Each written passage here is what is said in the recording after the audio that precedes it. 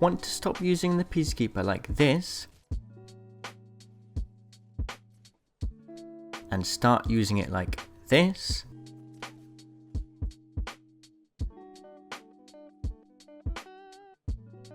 well, I'm going to teach you how. Here's a look at some advanced Peacekeeper tips and tricks that will put you miles ahead of the other players. First, let's go over the basics of every Peacekeeper fight.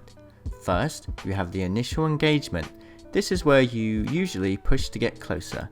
Next, you make the first shot. Then, if your enemy isn't down, you have the Peacekeeper dance. You shoot and either jump or strafe, or maybe even a bit of both. I'm going to look at ways you can improve every aspect of this and remove this clunky dance altogether. First, let's start with the initial engagement. For the Peacekeeper to be effective, you need to get closer. But how do you get close without the enemy hitting you first? Well, actually, it's quite simple. Just focus on these three things: speed, varied movement, and cover. To get the maximum speed, simply holster your Peacekeeper, run, then slide.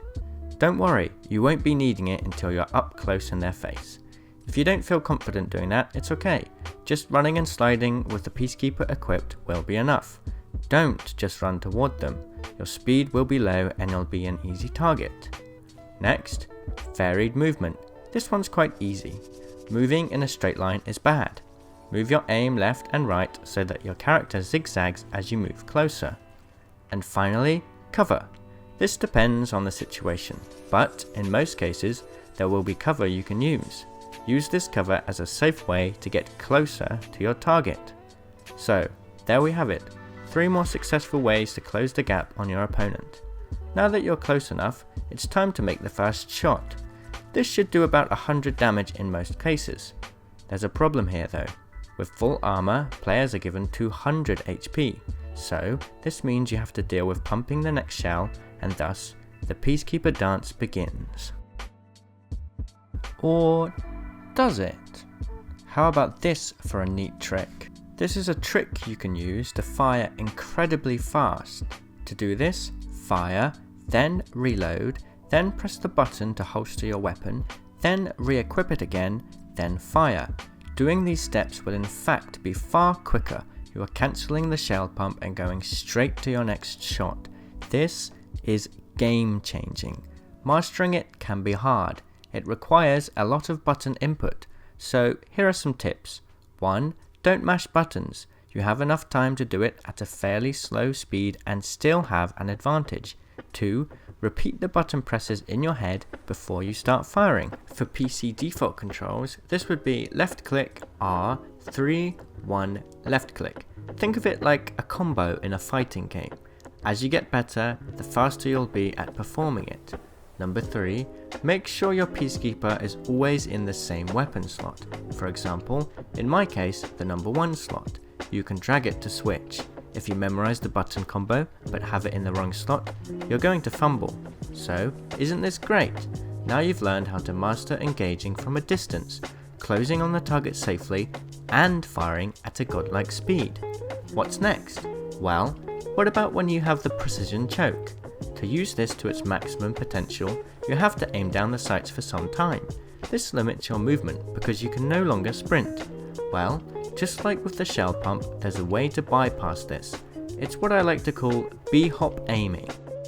Once again, it's a little input intensive, but you'll get used to it. So, let's say you're closing in on an opponent, but you want that extra tight spread so that you can guarantee the kill. You follow the same movement tips mentioned earlier to close that gap safely. However, as you are moving to cover, or moving closer, simply jump and whilst in midair, aim down the sights. Now, slide when you hit the ground. As soon as you begin the slide, hold crouch down. Keep it held down. Then, keep mashing the jump button. You'll increase your movement speed and you'll be close to sprinting speed whilst aiming. This is known as b-hopping or slide hopping, and it's useful for a number of other situations. However, in this case, you make yourself a difficult target to hit whilst also gaining ground on the player. And of course, you charge up the precision choke so that it can be even more powerful.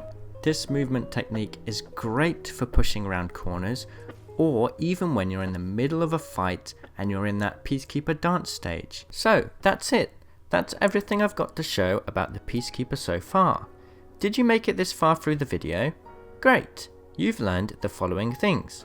1. How to use varied movement, cover and optimal speed to get closer to a player so that you can do more damage on that first shot. 2. How to use the reload technique to deal more shots faster. 3. How to use the BHOP aiming technique to charge up your shot whilst moving fast with a precision choke. If you use these 3 techniques, you should be able to safely engage a player and kill them very, very quickly. As another note to add to this, if you want to learn how to improve your movement skills so that you can slide within combat and be more agile when you are engaged in this Peacekeeper dance, then make sure to check out my movement tips video and my close quarters combat tips video.